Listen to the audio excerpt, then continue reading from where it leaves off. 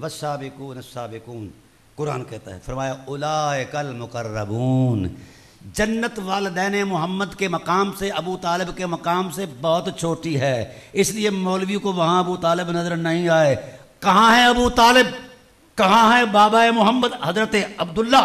کہاں ہے والدہ محمد؟ فرمایا والسابقون السابقون اولئک المقربون، جہاں میں رہتا ہوں وہیں یہ رہتے ہیں، میری قربتوں میں رہنے والے ہیں۔ خدا کے حرم میں رہنے والوں کے بارے میں مذہب تراشتے ہو، شرم نہیں آتی؟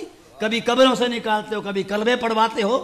آئیے کلمے کا ترجمہ عرض کر رہا تھا، فرمایا انا شجرۃ، میں وہ کلمہ ہوں، میں درخت ہوں، علی شاخیں اور فاطمہ شگوفے، حسنین پھل، بڑا جملہ ہے رسول پاک کا۔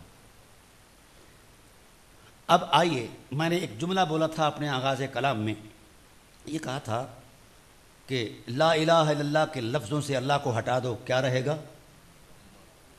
نہیں، لا الہ الا اللہ کا الگ رکھے جملہ، تو خدا کو ہٹا دو، معنی یہ نہ بناؤ، تو کیا رہے گا؟ کالی لکیریں۔ تو گویا ذات حق لا الہ الا اللہ کا معنی ہے، حقیقت ہے، اس لیے یہ اسے کلمہ توحید بولتے ہیں۔ اب کلمہ تو رسالت جو ہے محمد رسول اللہ کے لفظوں سے حضور کی ذات کو ہٹا دو تو کالی لکیریں۔ گویا ذات محمد مؤثر ہے کلمہ میں، معنی کلمہ کی حقیقت میں حضور مؤثر فطرت ہیں، حضور کی ذات کلمہ کے معنی کی حقیقت ہیں، مؤثر فطرت بن کر کلمہ کی حقیقت ہیں۔ آئیے ذرا تھوڑا سا غور کیجئے، رسول کی ذات پیکر ربوت، پیکر رسالت تو کلمہ کی حقیقت ہے، کلمے میں یہ نہ ہو تو کلمہ مؤثر نہ بنے، بامعنی نہ بنے، تو معنی کلمہ بن کر حضور کی ذات کلمے کی حقیقت بنے، کیونکہ کلمے کے ذات میں وہ مؤثر معنی ہے۔ سنیے، حضور کا پیکر خاکی، حضور کا پیکر عصمت، حضور کا پیکر طبع جو ہے یہ کلمہ کی حقیقت ہے، اور والدین محمد وجود محمد کی حقیقت ہے۔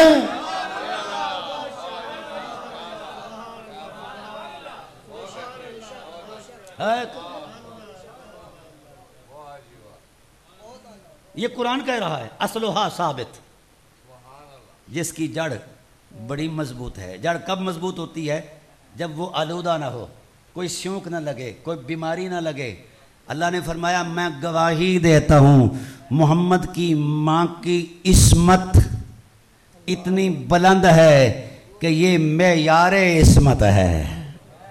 اللہ اعلم حیث یجعل رسالتہ، میں نے رسول اس شکم میں کیوں پالا ہے، جانتا ہوں اس کی شان کیا ہے، جانتا ہوں اس ماں کی شان کیا ہے۔ اور جس نے دیکھو سارے عالمین کی وسعتیں سمٹ کر دامن مصطفیٰ رحمت للعالمین کے پلے میں سمو دی گئیں، ساری کائنات سمٹ کر رسول کے دامن رحمت میں سما گئی، اور رسول کی ساری حرمتیں سمٹ کر دامن آمنۃ الزہرا میں سما گئے۔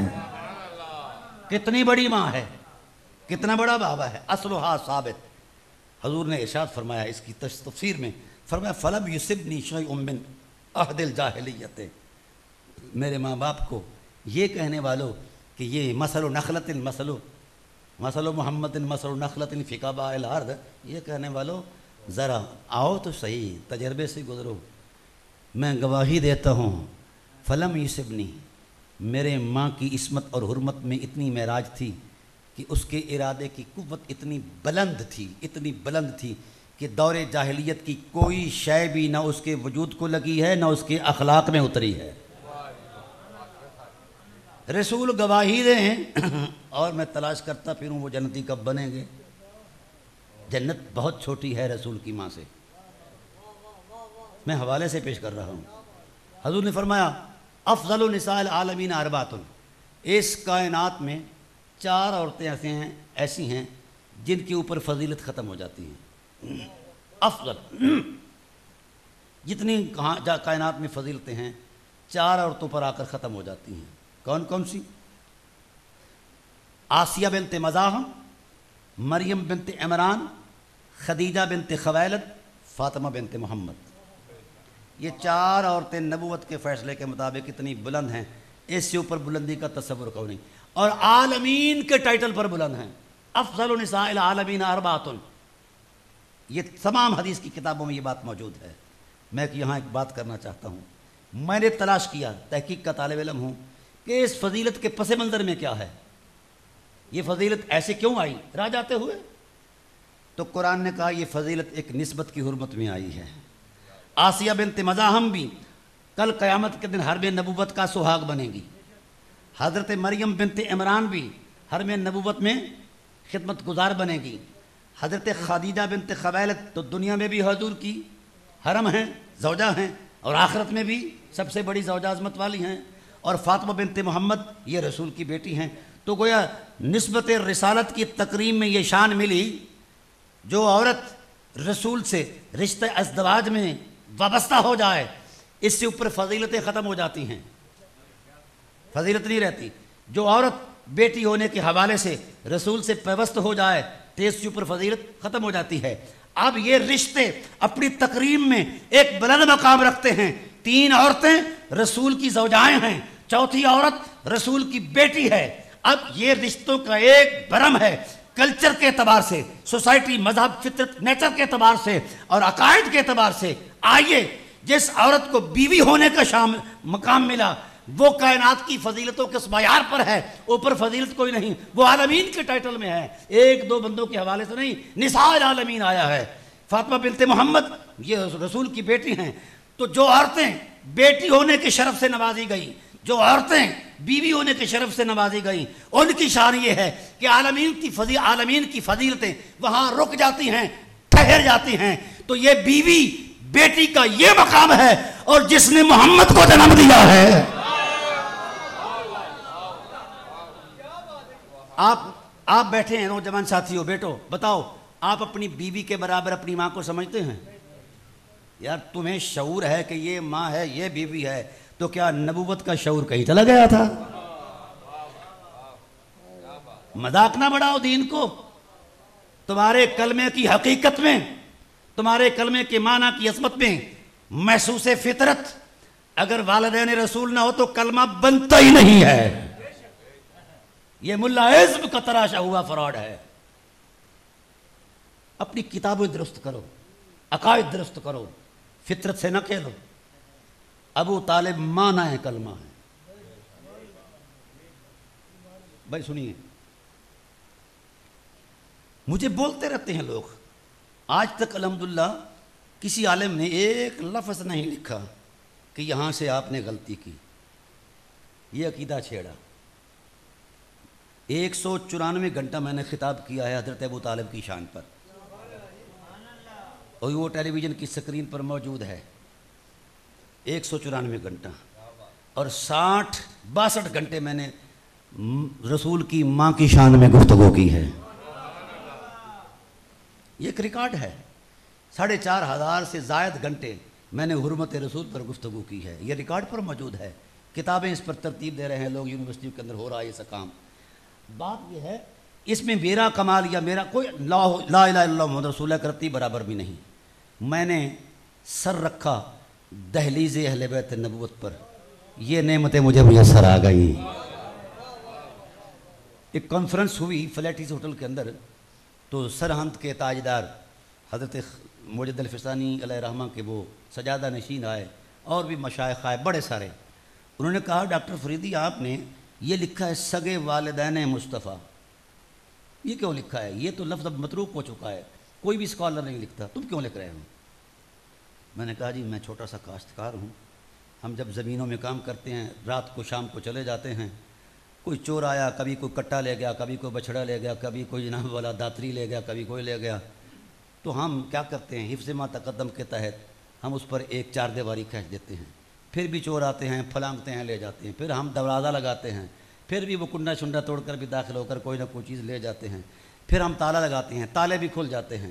پھر ہم کیا کرتے ہیں اپنے کلچر کے اعتبار سے ہم دیکھتے ہیں کہ اب تالے کی حفاظت کون کرے، تو ہم ایک نسل دار کتا لے آتے ہیں، وہ دروازے پر بٹھا دیتے ہیں، وہ بھونکتا رہتا ہے، کوئی چور اندر نہیں جاتا، کوئی چور اس حویلی میں نہیں جاتا، کوئی چور اس حویلی میں نہیں جاتا. اگر کوئی جانے لگے تو اس کو کاٹ کھاتا ہے. تو میں نے حرم نبوت کی حویلی کے ارد گرد دیکھا بڑے بڑے مرتبے والے بیٹھے ہیں, غوث, قطب, ابدال, علماء, اوتاد, یہ سارے. تو وہ کتے کی ویکنسی خالی تھی, میں نے سر رکھا, سجدہ قبول ہو گیا ہے.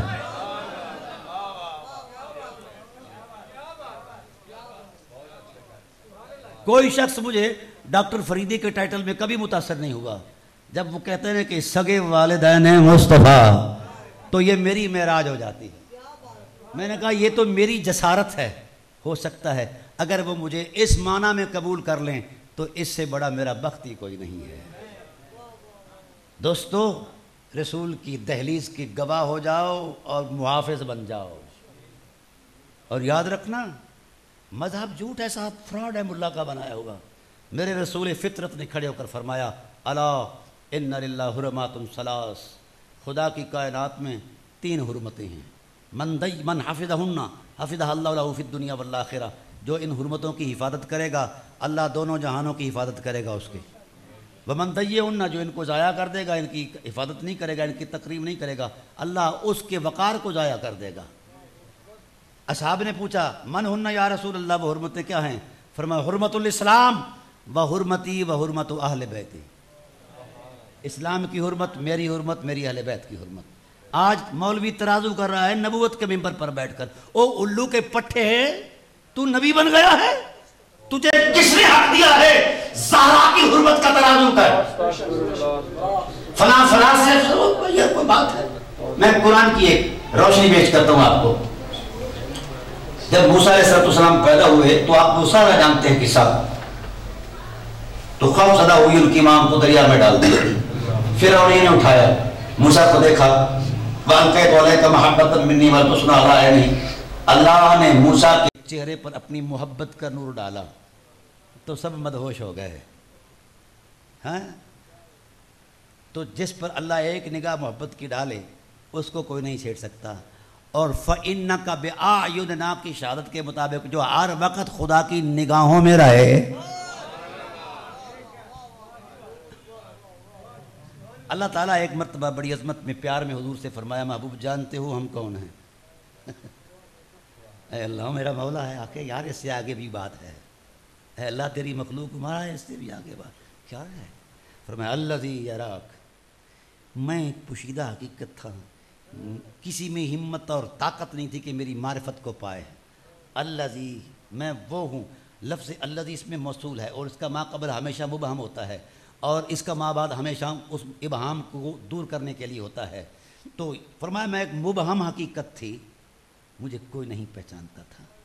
جب سے تجھے تکنا شروع کیا لوگ مجھے بھی جاننے لگ گئے ہیں.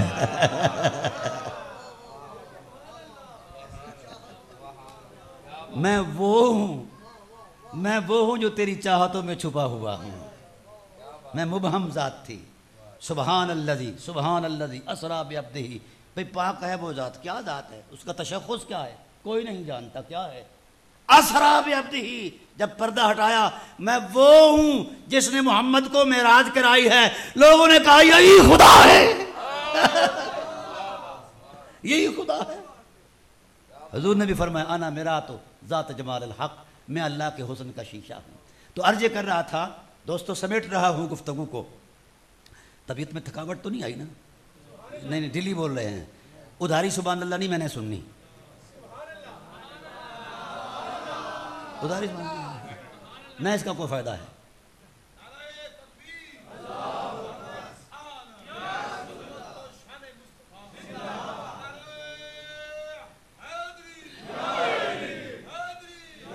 اب موسیٰ دریا میں چلتے علیہ السلام, پکڑا گیا, دیکھا تو خدا کی محبت کا جلوہ جب آیا تو موسیٰ ہر دل عزیز ہو گئے.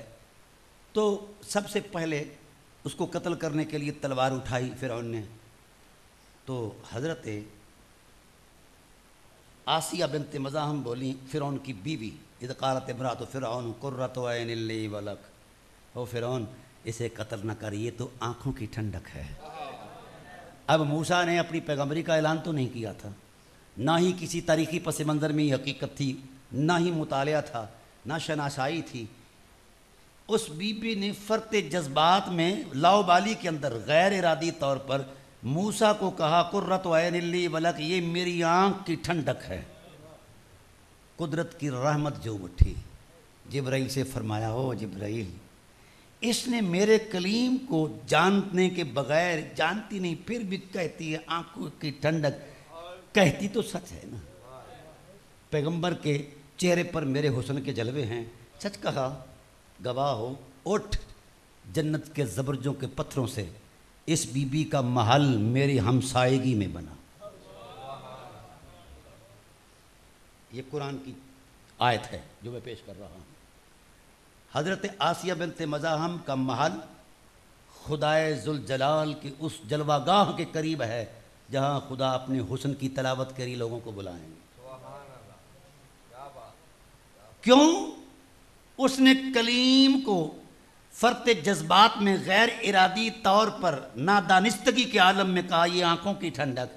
اگر کوئی اللہ کے کلیم کو وہ کوئی بی بی فرط جذبات میں آنکھوں کی ٹھنڈک کہے، وہ خدا کی گوانڈن بن جاتی ہے، اور جو امام الانبیاء کی ماں کی آنکھوں کی ٹھنڈک محمد ہو، ان کا مقام کہاں ہوگا؟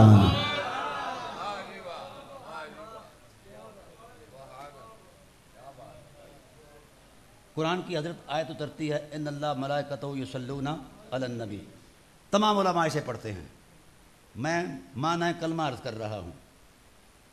جو لوگ خود کلمہ ہیں ان کی بابت شکایت کرنا کہ ان کو کلمہ نہیں آتا، توبہ کرے یہ امت۔ اس امت نے 3 گناہ کیے ہیں اجتماعی طور پر، خاص کر اہل سنت نے، اور 3 عذابوں کا شکار ہے۔ دوسرے مذہب کو تو میں نے کبھی مذہب کے طور پر نہ دیکھا ہے، نہ جانا ہے، نہ مانا ہے۔ یہ اہل سنت کے جو طبقات ہیں، یہ آج بھی اگر اجتماعی توبہ کر لیں ان 3 گناہوں سے تو امت بن جائیں گے۔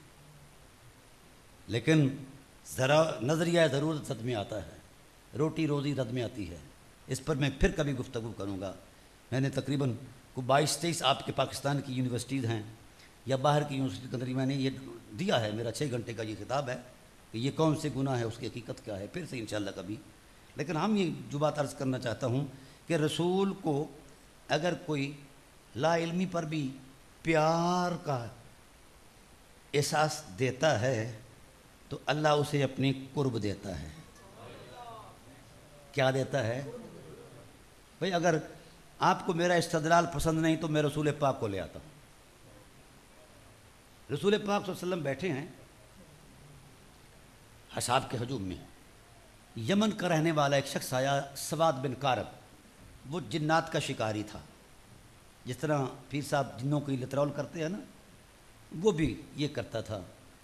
اس کو جن نے اٹھایا، اٹھ، آج تک تم آگ سے کھیلتا رہا، نار سے کھیلتا رہا، نور نے رحمت اللہ العالمین کا اعلان کعبہ میں کر دیا ہے، جا اس کے دامن سے وابستہ ہو جا، وہی خیر ہے۔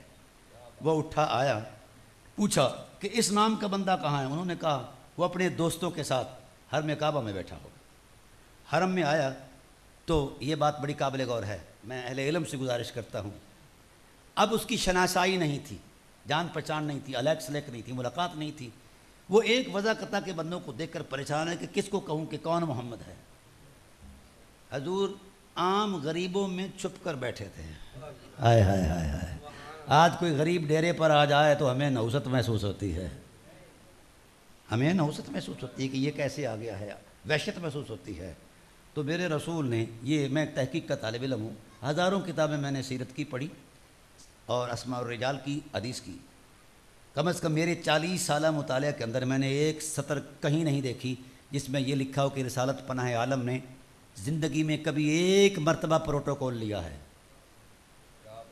ہمیشہ میرے رسول نے پروٹوکول دیا ہے۔ آج اگر مجھے پروٹوکول نہ ملتا تو شاید میرا موڈ بگڑ جاتا۔ یہ فرق ہے ملا کا، یہ فرق ہے صاحب رسالت کا۔ میں نے کئی مولویوں کو دیکھا ہے، اگر ان کے نعرے نہ مارے جائیں، آپ کے اسی شہر میں دیکھا ہے، اور بھگت نہ کی جائے تو وہ رس جاتے ہیں، واضح نہیں کرتے۔ کہاں مولوی کہاں مولا، فرق ہے، فرق جانو مولوی اور مولا میں۔ سواد بن کارب آیا، اس تجسس میں نگاہ بھر سے دیکھتا بھی کون ہے میرے رسول، کس کو کہوں؟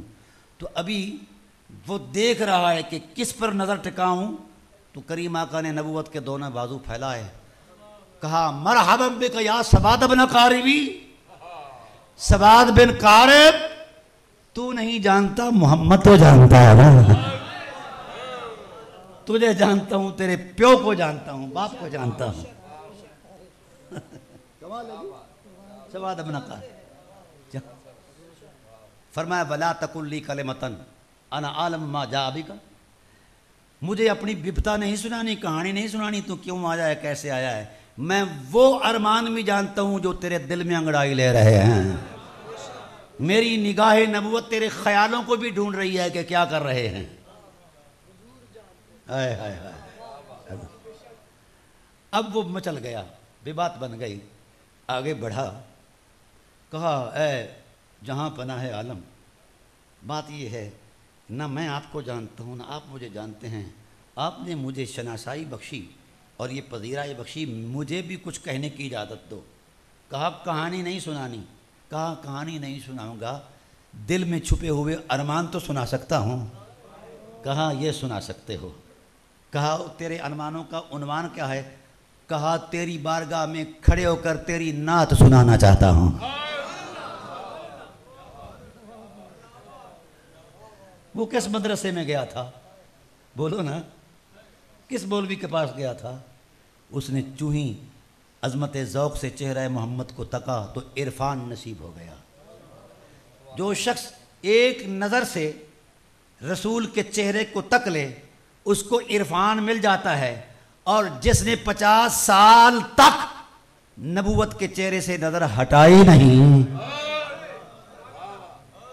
اس تاریخ اسلام کے اندر ایک ہی فرد ہے کائنات میں جس کی نظروں نے نبوت کا 40-50 سال تک طواف کیا ہے، اسے ابو طالب علیہ السلام کہتے ہیں. آج مولانا ان کا نام لیتے ہوئے گھبراتے ہیں. یہ دور ابو طالب کا ہے. میں نے تقریباً 450 کے قریب کانفرنسیں کی ہیں آپ کے ملک کے طول عرض میں. اب تو دوسرے مذہب کے لوگوں نے بھی لنگر بنانے شروع کر دیے حضرت ابو طالب کے. یہ سنی پیچھے رہ گئے ہیں، ابھی یہ تلاش کر رہے ہیں. مجھے علماء نے کہا کہ ان کے ایمان کی کوئی تیرے پاس تصدیق ہے؟ پہلے میں نے کہا تم اپنے ایمان میں نس دکھاؤ، میرے پاس تو 5000 نسیں ہیں. یا مولوی اپنے ایمان کا پتہ نہیں ہے، ادھر ٹھیکیدار بنا ہوا ہے، کہتا حق یہی ہے. اچھا میں گلے سے بات کرتا ہوں قبلہ. شب ہجرت غار ثور میں حضور کی ذات کے ساتھ کون تھے؟ بولیے. حضرت ابو بکر صدیق سب کو رضی اللہ تعالی. قیام کی مدت کتنی تھی؟ 3 دن یا 3 رات.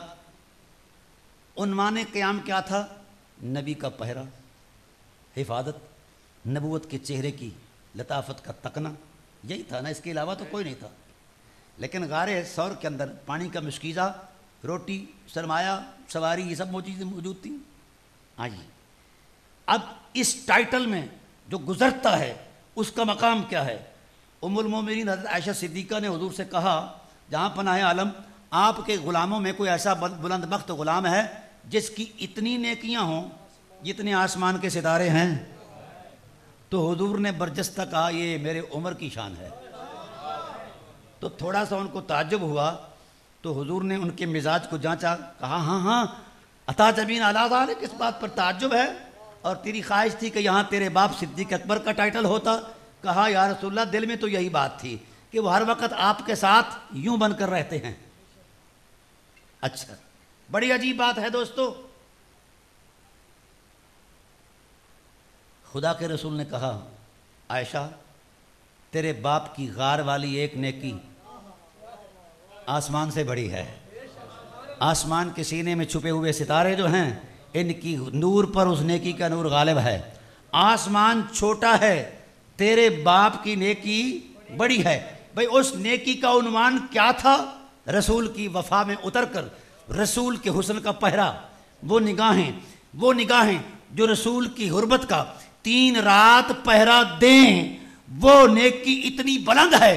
آسمان چھوٹا ہے، ستارے تھوڑے ہیں، اس کی نور و نگہت مات پڑ جاتی ہے اس نیکی کے نور کے سامنے. بھئی یہ 3 راتوں کا عنوان ہے. کہاں 3 راتیں، کہاں 50 سال.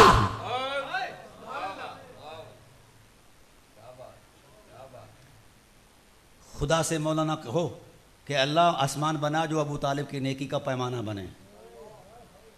یہ تو خدا کے آسمان چھوٹے ہیں نبوت کے ارشاد کے مطابق. اور پھر یاد رکھو اسی رات جب وہ کفار تعاقب میں آئے، بڑا اہم مسئلہ عرض کر رہا ہوں، کفار تعاقب میں آئے اور کفار نے جھانکنا شروع کیا غار میں، تو قدرت کا اہتمام آ گیا، مکڑی آ گئی، جالا آ گیا، فلاں فلاں فلاں. تو جناب ابو بکر صدیق نے دیکھا کہ غار پر آ گئے تو خوف زدہ ہوئے. اپنی جان کا خوف نہیں، جانے جانا کا خوف ہے. اس خوف سے حضور نے فرمایا لا تحزن ان اللہ معنا، قرآن کی آیت ہے. تمام علماء اہل سنت اس آیت کو دلیل بناتے ہیں حضرت ابو بکر صدیق کی صحابیت کی قطعیت پر. جو ابو بکر صدیق کی صحابیت کی قطعیت کا انکار کرتا ہے وہ کافر ہے. علماء اہل سنت کے ٹائٹل میں، خواہ وہ علماء دیوبند ہوں، علماء بریلی ہوں، پیچھے جو پس منظر میں علماء احناف ہیں، شواف ہیں، سب کے ہوں. میں اسلامی عقیدت پیش کرتا ہوں، یہ عقیدہ حق ہے. لیکن آئیے اس نیکی میں جو تقدس تھا، اس پہرے داری کی حرمت میں، یہ صحبت کے ٹائٹل میں قرآن بیان کرتا ہے. اذ یقول لصاحبہ، جب مقام ابو طالب آیا تو اللہ نے فرمایا حبیب اگر ابو طالب کو بھی صحبت کے مقام میں بیان کروں تو صحابیت ان کے مقام سے چھوٹی ہے. صحابیت ان کے مقام سے، یہ بات بڑی قابل ہے. اور یہ میں قرآن بیان کر رہا ہوں، مذہب نہیں، کیونکہ مذہب دے دروازے اچے تیرا عشق دا موری ہو، اے عالم فاضل لنگا نہ دیندے جو لنگدا سو چوری ہو، پٹ پٹ اٹاں وٹے مارن درد منا دے کھوری ہو، راز ماہی دے عاشق جانن کی جانن یار گلوری ہو.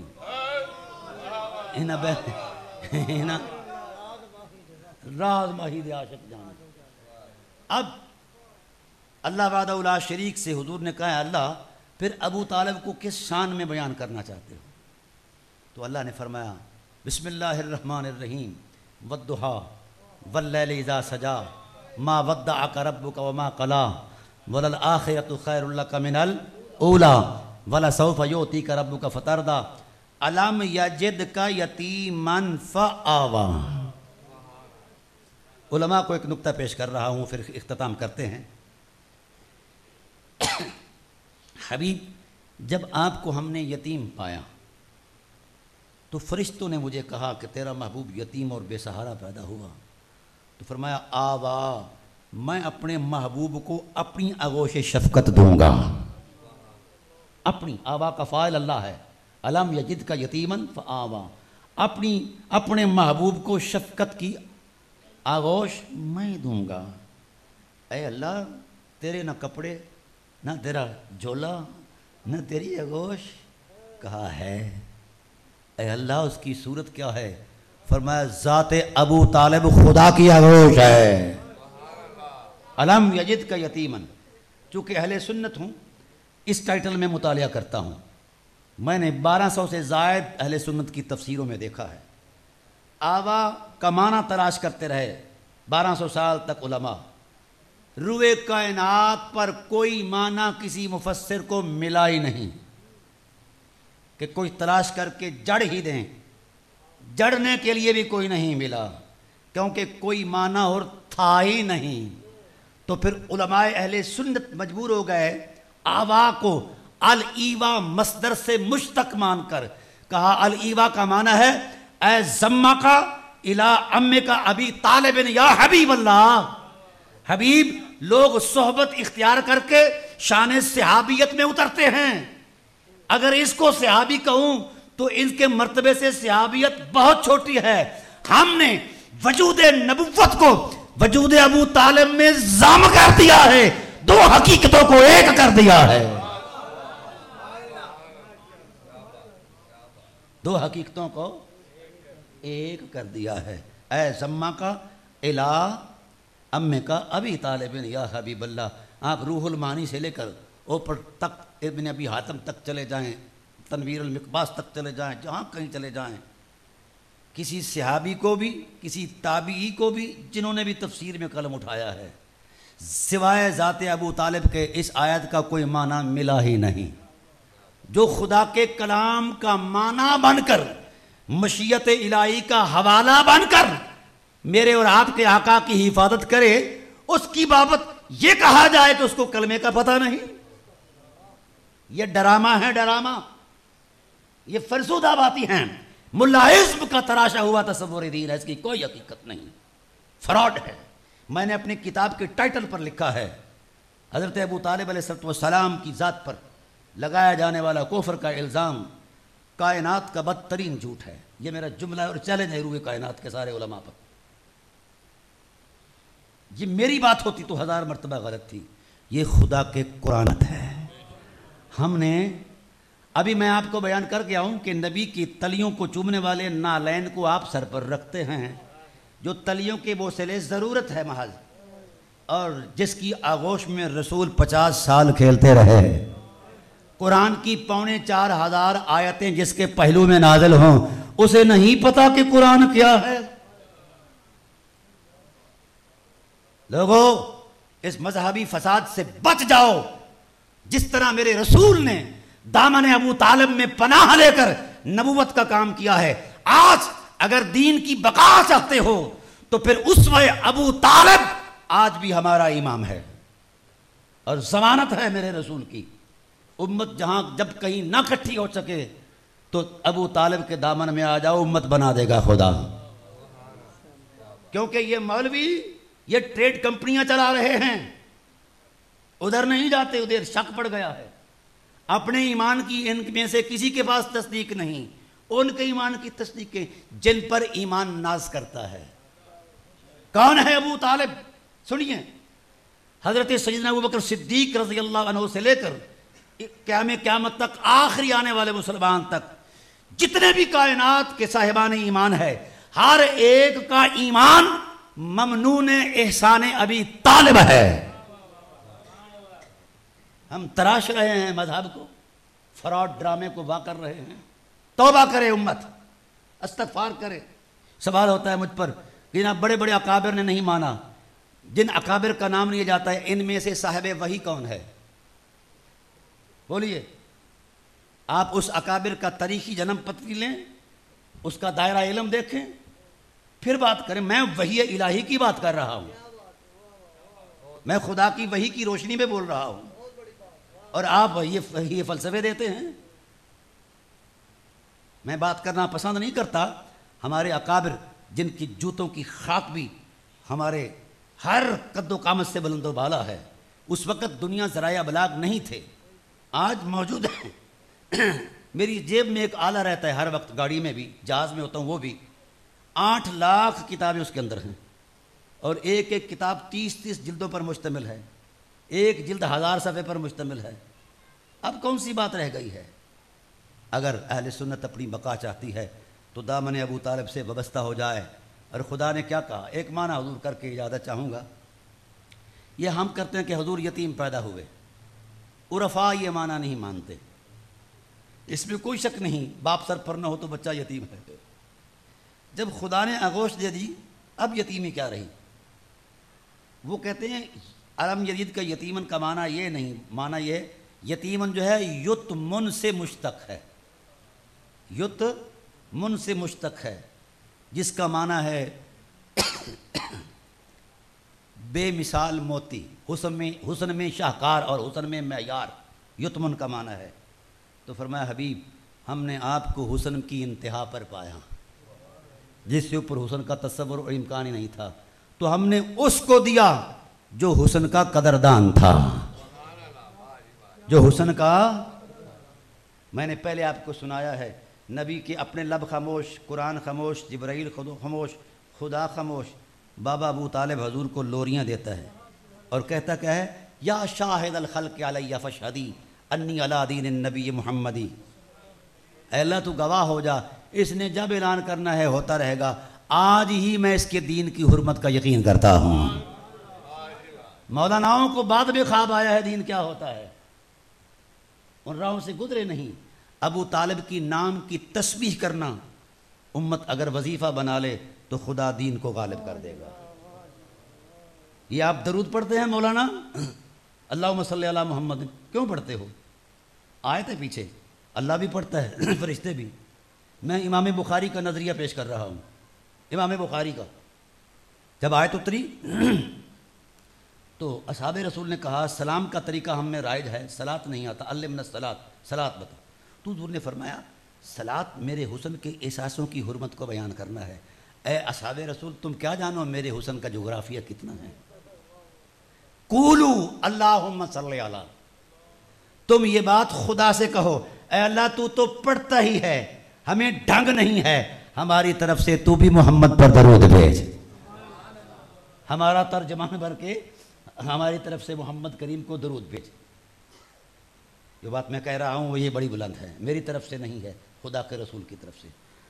آقا فرمایا کہا کرو قولو اللہم صلی علی محمد و علی آل محمد. درود مکمل تھا لیکن حضور نے کیوں مکمل نہیں کیا؟ فرمایا اللہم صلی علی محمد و علی آل محمد کما صلیت علی ابراہیم و علی آل ابراہیم انکا حمید مجید. اے اللہ وہ درود بھیج جو بابا ابراہیم پر بھیجتا رہا اور ان کی آل پر بھیجتا رہا. جب آل ابراہیم کا تقدس چلا حضرت اسماعیل سے وہ ابتدائے حرمت تھی، اور آل ابراہیم کی انتہائی حرمت حضرت ابو طالب کی ذات ہے، حضور کے والدین کی ذات والا صفات ہے. تو ابو طالب علیہ السلام کی ذات پر، والدین مصطفیٰ کی ذات پر تو درود پڑھنا نبوی واجب ہے. ابو طالب کے تذکرے کے بغیر کائنات کے کسی شخص کی نماز ہی نہیں ہے. اپنی نمازیں درست کرو. میرے رسول نے فرمایا من صلی صلاۃ کاملۃ ولم یصلی علی وعلی اہل بیتی. نماز بڑی کمال کی پڑھتا ہے مولوی مگر میرے اہل بیت پر درود نہیں پڑھتا، لم تقبل الصلاۃ، لم تقبل الصلاۃ، لم تقبل الصلاۃ. نماز بھی مردود، مولوی بھی مردود. نماز بھی مردود. قبولیت نماز میں جو شرط ہے جناب ابو طالب پر درود پڑھنا ہے. آل ابراہیم کے ٹائٹل میں بھی حضرت ابو طالب مستحق کے درود قرار پائے. اور پھر فرمایا قرآن نے کہا یہ شیعہ سنی کے درمیان ایک چھوٹا سا ہے نا کہ آل محمد کون ہیں. اہل سنت کے لوگ حضور کی ازواج مطہرات امہات المومنین کو شامل کرتے ہیں. ربط کلام الہی اس کی تصدیق ہے. مجھے کسی مذہب سے کوئی تعلق نہیں، تحقیق کا طالب علم ہوں، قرآن کی سادہ عظمت پر یقین کرتا ہوں، ملا اعظم کے تراشے ہوئے دین کو نہیں مانتا، خواہ کسی کا بھی ہو، خود سنی کا ہو یا شیعہ کا ہو. شیعہ کہتے ہیں کہ آل محمد سے مراد یہ ہیں. میں مان لیا بھی ٹھیک ہے. اب وہ ازواج رسول کو امہات المومنین کو شامل نہیں کرتے. اور جب میں نے قرآن میں غور کیا تو قرآن نے کہا اہل بیت رسول میں سب سے پہلا وجود والدین محمد ہیں اور ام محمد حضرت ابو طالب ہیں. اہل بیت کا ٹائٹل جب بھی دین کے تشخص میں آتا ہے تو سب سے پہلا عنوان اہل بیت کا ابو طالب اور والدین محمد ہیں. کائنات کی کوئی علمی اتھارٹی اس کو چیلنج نہیں کر سکتی. میں قرآن کی آیت دے رہا ہوں. حضرت موسیٰ علیہ السلام کو جس وقت دریا میں ڈالا گیا، اٹھایا تو دائیاں پیش کی، کسی کا دودھ نہیں پیا. وَحَرَّمْنَا عَلَيْهِ الْمَرَاضِعَ مِنْ قَبْلُ. موسیٰ کی بہن بھی ساتھ گئیں کہ کیا ہوتا ہے. تو جب کوئی دائی نے کام نہ کیا، اس کا دودھ نہ کام آیا تو کہا فَقَالَتْ هَلْ أَدُلُّكُمْ عَلَىٰ أَهْلِ بَيْتٍ. میں ایک نشاندہی کرتی ہوں، ایک اہل بیت ہیں جن کے دودھ میں مٹھاس بھی ہے، خلوص بھی ہے. وہ اہل بیت کون ہیں؟ لے آؤ. قرآن نے گواہی دی. وہ موسیٰ کی ماں اہل بیت ہے. اللہ کے کلیم کو پیدا کرنے والی ماں اگر اہل بیت ہے تو محمد کریم کو پیدا کرنے والی ماں اہل بیت رہی ہے. تھوڑے جاؤ سے پیچھے جاتے ہیں. حضرت ابراہیم علیہ السلام کو عالم پیری کے اندر، بڑھاپے کے اندر بشارت ملی بیٹا ہوگا. بی بی صاحبہ کھڑی تھی، حضرت سارہ کہنے لگی ہوش کرو، ہادہ بالی شیخہ وانا عجوز نقیم. یہ بوڑھا آدمی ہے 120 سال کا اور میں 90-95 سال کی ہوں. عادت اور فطرت نہیں مانتی کہ ہمیں بچہ ہو. تو فرشتے بولے قالوا اتعجبین من امر اللہ رحمت اللہ وبرکاتہ علیکم اہل البیت فرشتے بھی کہتے ہیں کہ نبی کی ماں پہلا اہل بیت کا عنوان ہے. نبی کا مولوی نہیں مانتا. کبھی ذکر آیا ہے اہل بیت کے ٹائٹل میں؟ اب تو ہمارے اہل سنت نے ایک محاذ بنایا ہوا ہے نا، اہل بیت کے ذکر کو معیوب سمجھتے ہیں. کتنی مساجد میں آپ کے اس محرم الحرام میں باضابطہ طور پر اہل بیت کی حرمت کا پروگرام ہوا ہے. آپ لوگ خود لوگوں کو شیعہ کر رہے ہو. توبہ کرو، برباد ہو جاؤ گے. اس وقت آپ کا مائنڈ سیٹ عالمی منظرنامے کے اندر بربادی کے کنارے پر پہنچا ہوا ہے. بچانا ہے اپنے آپ کو تو حضور کے اہل بیت کی حرمت میں اتر جاؤ. جب قرآن یہ کہہ رہا ہے اہل بیت اور چچا کی بابت یہ کہیں گے، چچا کا کہاں لکھا ہے؟ آئیے یہ بھی لکھا ہے، پڑھا کرو. آنکھ والا تیرے جوبن کا تماشا دیکھے، دیدہ کور کو کیا نظر آئے کیا دیکھے. اندھو قرآن کو آنکھیں کھول کر پڑھا کرو. مذہب نہ بناؤ، یہ سب فراڈ ہے، جھوٹ ہے. اللہ سچا ہے، اس کا رسول سچا ہے. حضور بیٹھے ہیں، حضرت عباس بن عبد المطلب حضور کے چچا ہیں، سگے نہیں، ماں کی طرف سے، باپ کی طرف سے سگے ہیں. آئے، کہا یا رسول اللہ انا قریشن لقوا بعضهم بعضا لقوا بوجوہ ذو مبشرۃ. یہ جو قریش ہیں آپس میں جب ملتے ہیں تو بڑے پرتپاک اور ادب احترام اور محبت سے ملتے ہیں.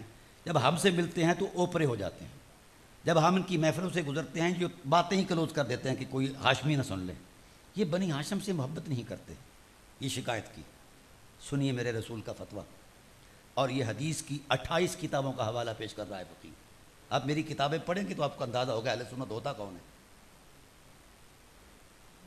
حضور نے فرمایا داعی الناس، لوگ بلا جاؤ. فرمایا ما بال اقوام اذا رأوا الرجل من اہل بیتی. اس قوم کی کیسے نجات ہو سکتی ہے اور اس کا حال کیا ہے جس وقت میری اہل بیت سے کسی کو تکتے ہیں تو اپنی باتوں کو روک لیتے ہیں اور ان کے ساتھ اجنبیت کا رویہ رکھتے ہیں. فرمایا واللہ، سنیے یہ کلمہ میرا نہیں میرے رسول کا ہے، دلوں کی روحوں کی تختی پر لکھنے والا ہے. فرمایا واللہ لا يدخل الایمان قلب الرجل حتی یحبکم للہ ولرسولہ ولقرابتہ منی. یہ میرے رسول کا جملہ ہے اور حدیث کی 41 کتابوں کے اندر موجود ہے. فرمایا کیا ہو گیا اس قوم کو جب بھی میرے اہل بیت سے کوئی تکتے ہیں. شکایت تو حضرت کے چچا نے کی تھی، نہ بیٹی نے کی، نہ بیٹوں نے کی، نہ اور کسی نے، چچا نے کی تھی. چچا ایک تیسرا رشتہ ہے. میرے رسول نے فرمایا رسول کا چچا بھی اہل بیت ہے. اگر ایک درجے میں کھڑا ہوا ٹھہرا ہوا چچا اہل بیت ہے تو ہر درجے میں بلند جو ابو طالب ہے وہ اہل بیت کیوں نہیں ہے؟ یا رسالت کا انکار کرو یا عقیدہ بدلو. جھوٹ نہ بولو ممبر پر بیٹھ کر. اور پھر جو جملہ بولا یہ میرا آخری جملہ ہے. اذا واللہ، خدا کی قسم، اللہ نے اللہ کی قسم اٹھائی، رسول نے اللہ کی قسم اٹھائی، بیان فرمائی. خدا کی عظمت کی قسم، اس وقت تک کائنات کے کسی شخص، کوئی صوفی ہے، پیر ہے، مولوی ہے، محدث ہے، مفکر ہے، جس بھی مرتبے کا ہے، چھوٹا ہے بڑا ہے، کائنات کے کسی شخص کے دل میں ایمان داخل ہی نہیں ہو سکتا جب تک کہ میرے چچا کی محبت میں نہ اتر جائے. تو ابو طالب کی محبت ایمان کی گواہی ہے. اس کے بغیر کسی کا اپنا ایمان ثابت نہیں ہوتا. یہ ابو طالب کے ایمان کا پیچھا کر رہے ہیں. تو فقیر گزارش کرتا ہے لوٹ آؤ. کہاں؟ حضور نے جب پوچھا نا، حضور رو رہے تھے. اصحاب نے پوچھا کیوں روتے ہو؟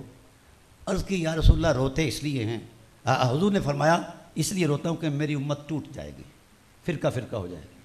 آقا پھر فرمایا ہاں، امت کے جڑنے کا ایک نشان ہے، ایک علامت. یا رسول اللہ وہ علامت کیا ہے؟ بڑی قابل غور بات. یہ بات حاصل کلام ہے. آقا ہم کعبہ میں جمع ہو ایک ہو جائیں گے؟ فرمایا نہیں. میزان عرفات میں، میدان عرفات میں؟ کہا نہیں. مزدلفہ عرفات کی وادیوں میں؟ کہا نہیں. کہاں جمع ہوں، کہاں آئیں اور ایک ہوں؟ حضور نے آسمان کو دکھایا اصحاب کو. فرمایا آسمان کا سینہ تکتے ہو؟ اس میں جو ستارے ہیں یہ صرف روشنی نہیں دیتے بلکہ اس آسمان کا میکانزم ہے. جب تک یہ رہیں گے آسمان کی کائنات آباد رہے گی، جب یہ ٹوٹ جائیں گے تو آسمان برباد ہو جائے گا۔ وَأَهْلُ بَيْتِي أَمَانٌ لِأَهْلِ الْأَرْضِ مِنَ الْإِخْتِلَافِ، یہ بات رسول پاک کی ہے، یہ حدیث کی 39 کتابوں کے اندر ہے۔ میری اہل بیت کائنات بھر کے لوگوں کے لیے امان ہے۔ کیا ہے؟ کیا ہے؟ پوری کائنات کے لیے قیامت تک، بلکہ اصحاب رسول سے فرمایا جب تک تم اہل بیت سے وابستہ رہو گے گمراہ نہیں ہوو گے، اہل بیت کو چھوڑ دو گے تو گمراہ ہو جاؤ گے۔ یہ صحابہ سے فرمایا ہے، یہ صحابہ سے فرمایا ہے۔ اور جنہوں نے چھوڑا اہل بیت کو، یقیناً آج ان کا نقشہ خیال سے بھی نام نہ آ جائے تو خیال پریشان ہو جاتا ہے۔ فرمایا میری اہل بیت یہ امان ہیں میری امت میں، جب مختلف کہیں امت بننے کا مقام نہ ملے تو در حسین پر آ جاؤ، خدا امت بنا دے گا، در زہرا پر آ جاؤ، خدا امت بنا دے گا۔ پھر یہ جملہ آخری بولا، اذا اختلفوا قبیلۃ من العرب فصاروا حزب ابلیس، جس نے منہ موڑا میری اہل بیت سے، وہ مسلمان تو دور کی بات ہے، وہ انسان ہی نہیں رہتا، شیطان بنایا جاتا ہے۔ یہ جملہ لکھیے، اپنے دلوں پر مولویوں کو سنائیے، اپنے شہر کے مولویوں کو یہ جملہ سنائیے، اہل بیت سے نفرت کرنے والا مسلمان تو دور کی بات ہے، نبوت کی نگاہ میں انسان ہی نہیں ہے بلکہ شیطان ہے۔ آج بھی جس ملا کے گندے وجود سے اہل بیت نبوت کی تکریم کے خلاف لفظ سنو، اس سے نفرت اس طرح کرو جس طرح ابلیس سے کی جاتی ہے، خواہ وہ امام کعبہ کیوں نہیں۔ ہم امام مانتے ہیں ذات محمد کو صلی اللہ علیہ وآلہ وسلم کو۔ تو انسان رہنا ہے اور دامن محمد میں رہنا ہے تو اہل بیت وسیلہ ہیں، ابو طالب وسیلہ ہیں۔ تو میری دعا ہے اللہ تعالیٰ آپ کے اس حرمت مآب پروگرام کو قبول فرمائے، اور میں نے کلمے کا جو تھوڑا بہت سکھایا آپ کو، اگر کلمے میں یہ لوگ نہ ہو تو کلمہ نہیں رہتا۔ اب کس کو حق ہے کہ وہ ان پر بحث کرے؟ جس طرح ایمان لانا باقی مسلمات پر واجب ہے، اہل بیت نبوت کی حرمت پر ایمان لانا بھی واجب ہے۔ وما علینا الا البلاغ المبین۔